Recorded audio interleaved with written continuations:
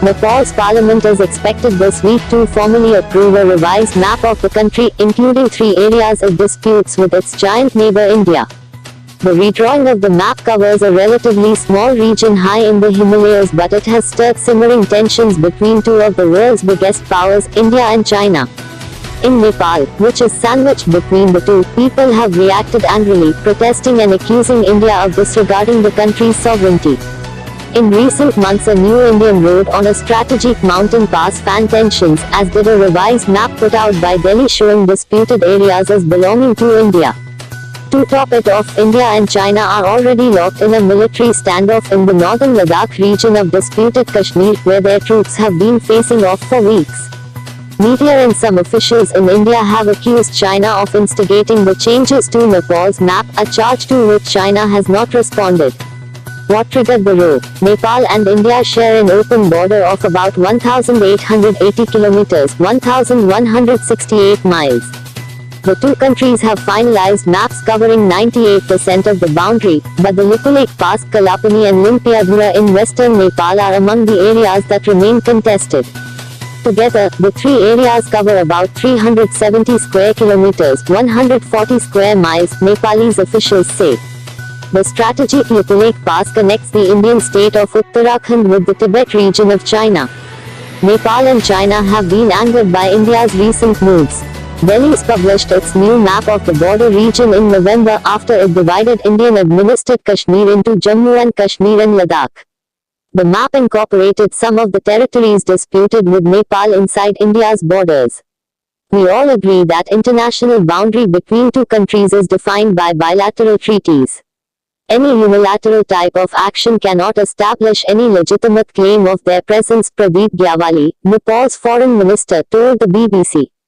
Mr. Gyawali said there was no other agreement beside the 1816 Sugauli Treaty that defined the western border of Nepal with India, and that treaty clearly states that the 3 areas belong to Nepal.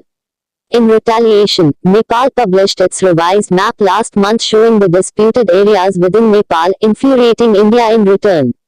We urge the government of Nepal to refrain from unjustified cartographic assertion and respect India's sovereignty and territorial integrity, the Indian Foreign Ministry said in a statement.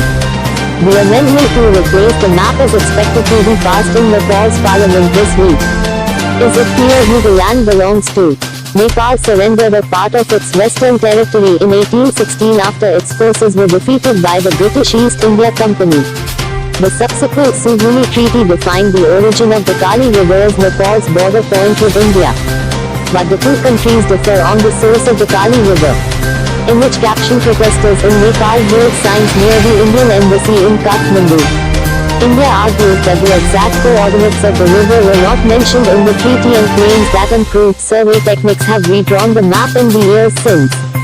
In recent weeks, the so-called cartographic war has triggered nationalist sentiment on both sides of the border, and Nepal has called for India to withdraw its soldiers from the Kalapani region.